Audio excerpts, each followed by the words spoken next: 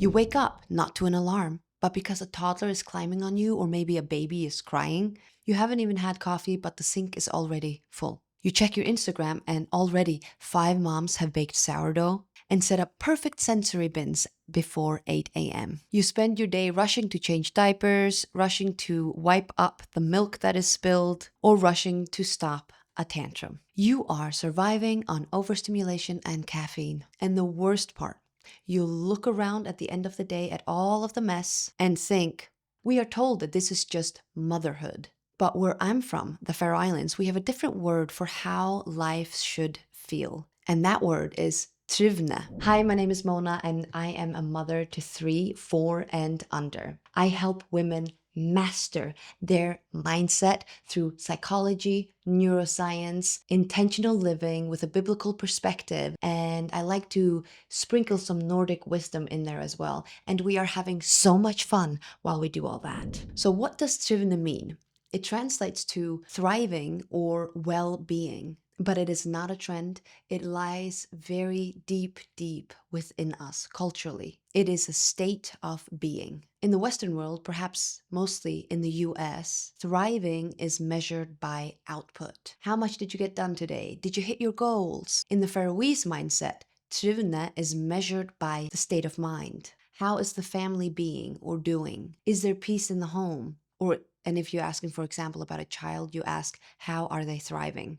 Kusso trivas de. It sounds really lovely, right? But I have to tell you that when I was younger, I didn't really understand this. See, I've always been a go-getter myself. Although I come from the Faroe Islands where people are pretty down to earth and not that fast, I never was down to earth and not that fast. I was very fast. I was very go, go, go. My mom still tells the story when I was 5 years old and I was standing in the hallway ready to go outside with my knitted sweater on backwards, crooked beanie, and my rain boots were on the wrong feet, saying, I need to go outside to play right now with my beautiful friend. I love my friends. I need to go outside. And my mom said, it's only 6 a.m., honey. We have to wait. Everyone's asleep. Maybe you've been praised your whole life for being fast, efficient, amazing at getting things done. Maybe you've built your whole identity on being the woman getting things done. That was me completely. From the age of 15, I've been traveling the world and living in different countries, Australia, Germany, England, and now the United States. But the big slap in the face was when my husband and I moved to a tiny, tiny small town in the Faroe Islands of 1,200 people called Vestmanna. Vestmanna has around 1,200 people and it is literally called the slow town.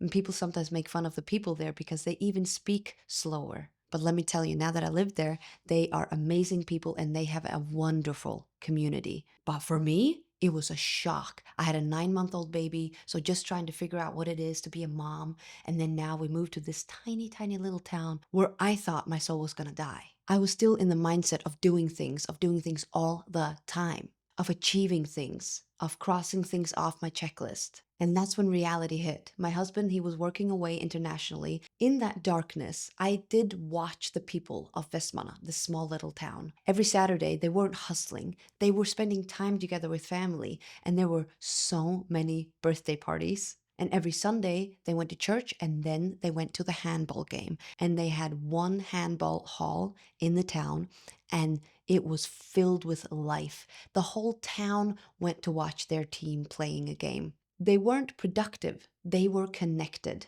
They were basically in Trivni. It took me being alone in the dark with 2 babies under 2 to understand that I needed standards. I needed a structure that protected my peace, not one that just kept me busy just to be busy. Okay, quick pause. If you want to wake up and thinking, I am living my best life, then I just opened 5 spots for one-on-one coaching and the application is in the link below. Now let's look how you can apply the Vestmanna mindset to your life today. Now you don't have to move to a tiny island to get this. You just need to change your metrics. Number 1, community over activity. In Vestmanna, the activity was the people. Birthday parties, handball games, church. In the West, we fill our kids' schedules with paid activities. And usually when the parents wait, we sit on our phones. Cancel the extra class, invite your neighbors over for a coffee. Real Trivni happens in relationships. Number 2, embrace the boring. My winters were dark and quiet.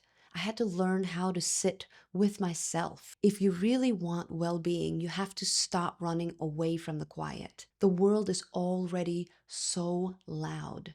Turn off the podcast, turn off the TV, turn off the phone, and let your home be slow. This is also part of slow living. How slow living was never really a trend, but it is deeply rooted within us, where we have it already within us. We are just so distracted. So the first thing we need to do is just tune out the distractions. Number 3, standards over mood. This is a big one. In Vestmanna, the weather is often terrible, but not just Vestmanna. The Faroe Islands is known for the least sunniest place on earth, which is crazy, right?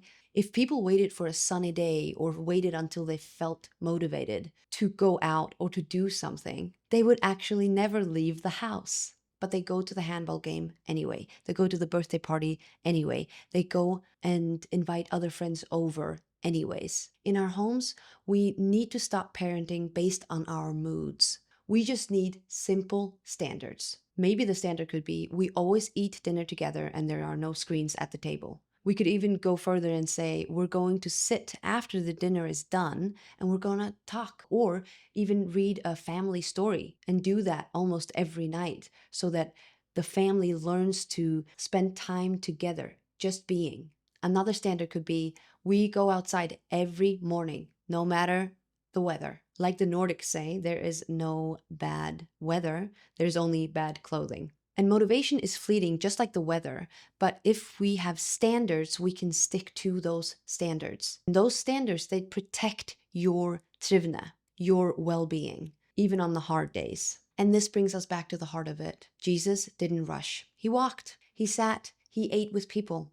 In John 10:10, he offers abundant life. We often think that abundance is a lot of things, but in the kingdom, abundance looks very often like trivna, a family that is connected and a heart that is at rest. Don't forget to apply for coaching below if you need help setting those standards. I'm cheering for you. If you like this content, then I would love for you to watch this video next on how slow living was never a trend.